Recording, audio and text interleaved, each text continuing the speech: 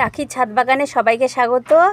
প্রথমে শুরু করছি এত সুন্দর একটা ফুল দিয়ে, আর এই পাশে আছে চন্দ্রমল্লিকা। চন্দ্রমল্লিকার সাইজ কি খুব সুন্দর, কিন্তু আমার চন্দ্রমল্লিকাগুলো হয়েছে। আর এ পাশে এই ফুলটাও কিন্তু বেশ অনেকটা বড় হয়েছে।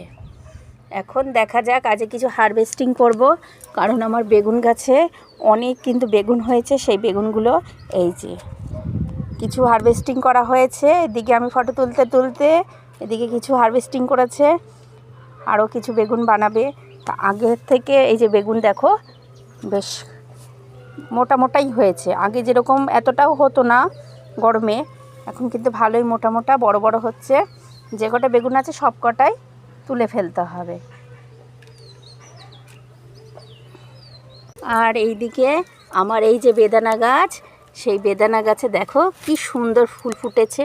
ওই যে বেদানার ফুল বেশ বড়, কিন্তু ফুলটা এই যে ফুলটা আমি এই সামনে নিয়ে আসছি, দেখো বেদানার ফুল এখানে একটা আছে, এখানে ফুটেছে।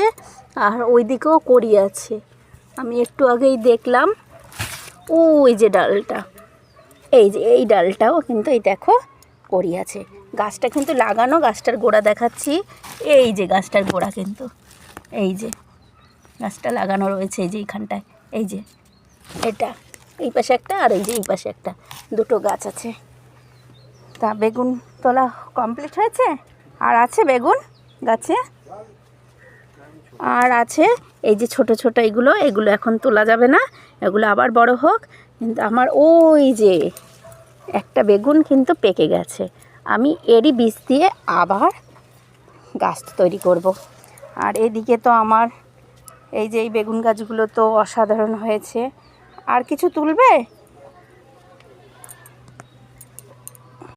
লঙ্কা এই যে দেখি আওয়াজ না, এখনও বাতি হয়নি, যে টিপছি লঙ্কাগুলো বেশ বড় হচ্ছে। যখন এই লঙ্কা কি করে তুলবো, যখন লঙ্কাকে টিপ দেব মট করে আওয়াজ হবে, তখনই কিন্তু এই লঙ্কাগুলো তোলার মতন হয়ে গেছে অলরেডি। কিন্তু এটা কিন্তু এখনও হয়নি, যেহেতু এই যে টিপ দিচ্ছি যে কোনো আওয়াজ হচ্ছে না, এখনও তোলার পরিপক্ক হয়নি। লঙ্কা এইভাবেই দেখে কিন্তু তুলতে হয়।